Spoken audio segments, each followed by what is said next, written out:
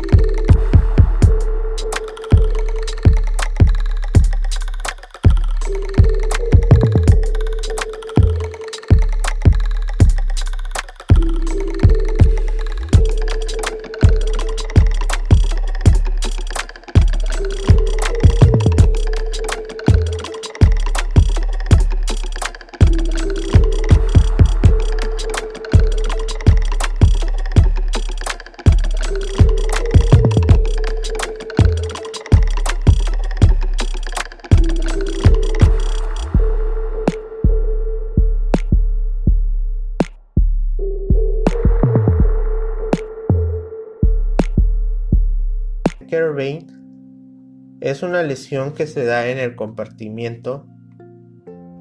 extensor del primer dedo, involucrando con ello a los tendones del músculo extensor corto y el abductor largo del pulgar, y pues las vainas sinoviales que los recubren. Las causas no están muy claras, aunque sí existen factores asociados que pueden predisponerse a ello, como algunos trastornos reumáticos, la existencia de variantes anatómicas y el comportamiento ante ciertas actividades manuales. También pues tenemos que saber que es muy frecuente en personas con trabajos en los que tengan que utilizarse repetitivamente las manos, como por ejemplo una persona que se encargue de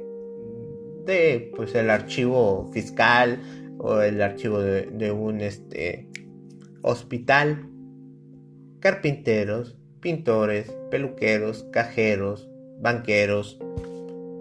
secretarias. Además también suele ser frecuente en madres que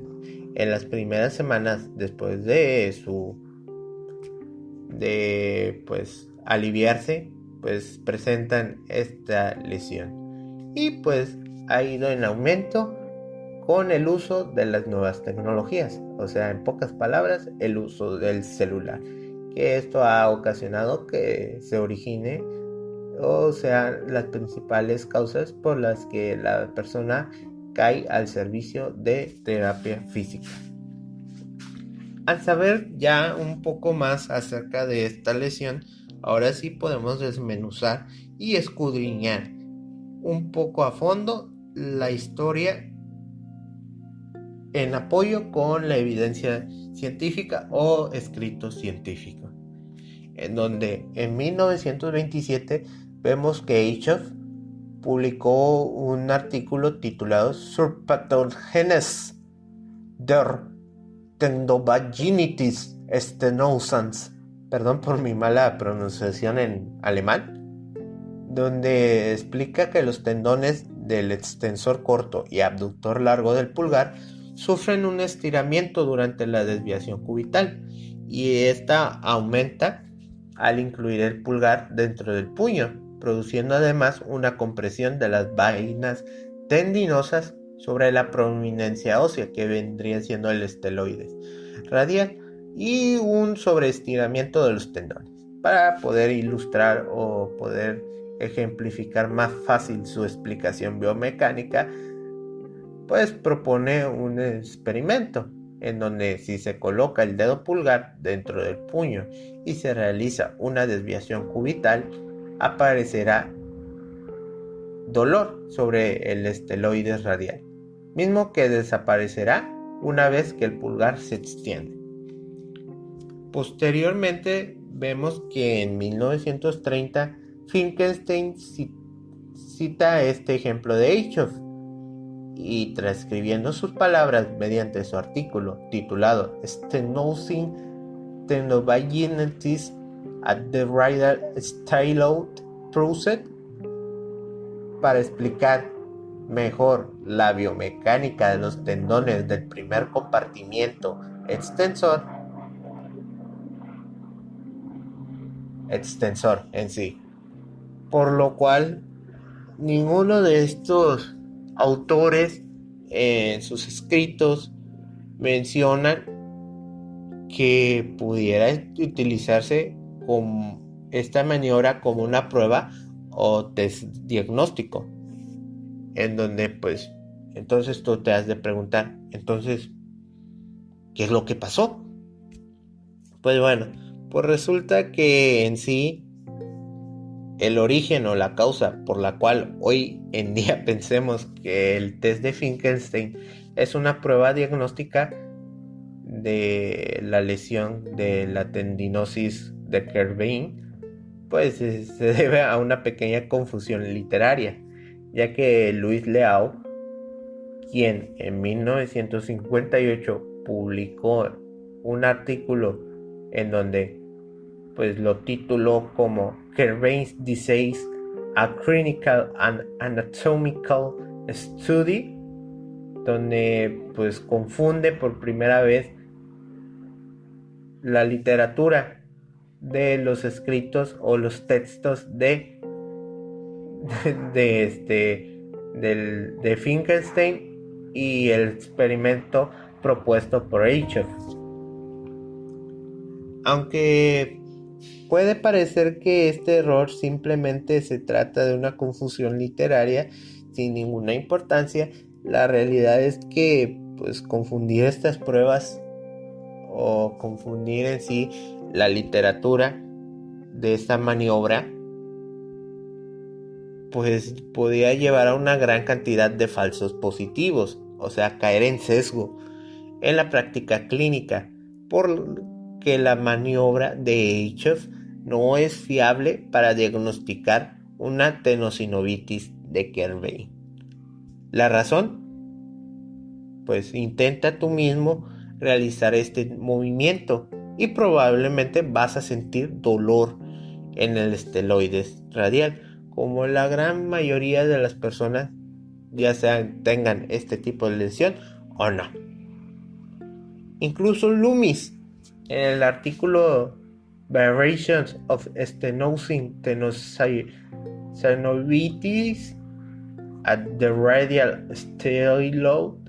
Process, publicado en 1951, ya mencionaba que cualquier test que mueva los tendones de distal a proximal a través del área de compresión va a generar dolor. En donde también vemos que en el artículo de prueba de Finkelstein, un error descriptivo que puede producir un falso positivo, publicado por Elliot en la revista Journal of Hand Chirurgy en 1992, señalaba también este error en la literatura. Después de analizar esto, nos preguntamos si debemos o deberíamos, ahora sí que seguir o no utilizando este test como parte de nuestro arsenal diagnóstico. La respuesta es sí, siempre y cuando utilicemos el test de Finkelstein real. El estudio del test de Finkelstein es superior al el test de Eichhoff o la maniobra de Eichhoff en la investigación ahora sí que de Kerr-Baines disease, publicado por Gu, Rajpura y Sander en marzo del 2018, nos dice, como su título lo indica, que el test de Finkelstein obtuvo una mayor especificidad que el test de Eichhoff, reduciendo así la cantidad de bajos positivos. Así como también un artículo denominado Static Description of the Finkelstein Test, publicado por Dawson y Mudgate en el 2010 en la revista Journal of Hand Chirurgy, nos dice que los pacientes con tenosinovitis de Kerr-Bain en una fase aguda o crónica son capaces de tolerar adecuadamente el test de Finkelstein, por lo que debería ser tomado en cuenta el diagnóstico de esta patología. Por lo contrario, la maniobra de Eichhoff podría conseguir empeorar el dolor, ya que presenta el paciente este dolor, en donde gracias al desarrollo de nueva evidencia que hemos dispuesto muchos más recursos para poder evaluar a los pacientes con tenosinovitis de Kerr-Bain. En 2008 el estudio de Kerr-Bain's Screening Stool Viability and Reliability of Measure to Support Clinical Diagnosis and Management respalda una herramienta de valoración que podría ayudar a mejorar la calidad diagnóstica en la práctica clínica. La investigación de Grace y Perflexion and Abduction of the Thumb What Test, a more specific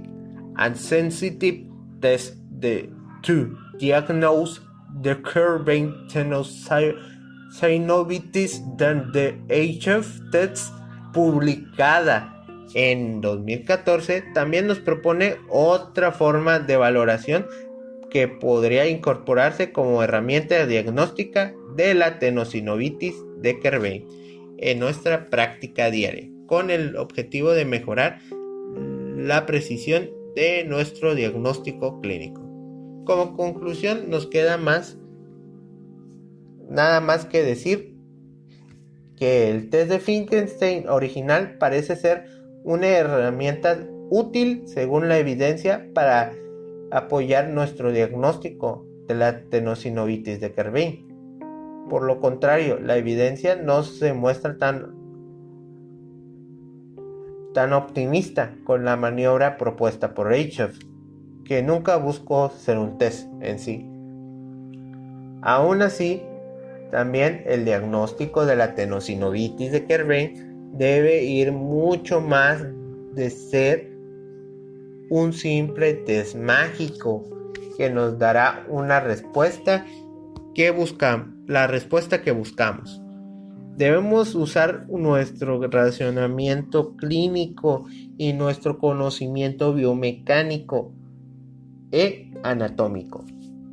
para poder hacer una valoración realmente integral. Y también no podemos creernos todo lo que leemos por ahí, aun si es un libro o un artículo publicado. Tenemos que,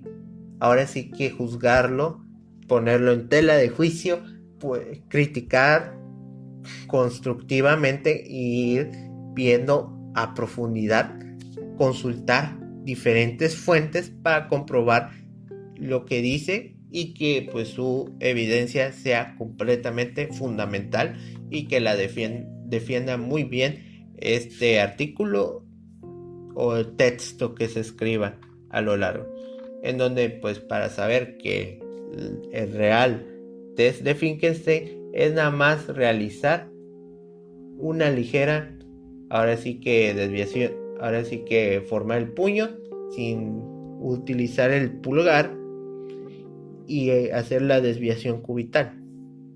Bueno, sin más que nada por el momento, yo me despido, mis queridos colegas fisioterapeutas. Nos vemos en una próxima edición de este programa. Hasta la próxima. Hemos llegado al final de este programa. Agradecemos a cada uno de ustedes por escucharlo. Hasta la próxima y que tengan un lindo día.